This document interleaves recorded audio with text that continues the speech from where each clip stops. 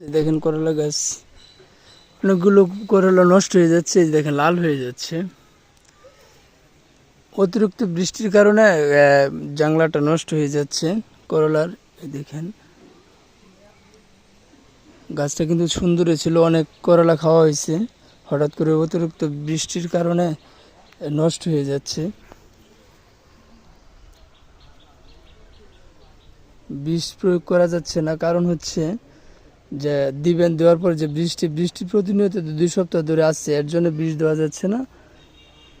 আর এখন পর্যন্ত আমি বিষ দেই নাই, বিষ দেওয়ার ইচ্ছাও নাই। তারপরে ইচ্ছা ছিল, বাট ওই যে গাছটি নষ্ট হয়ে যাচ্ছে এর জন্য বৃষ্টির জন্য দেওয়া হলো না।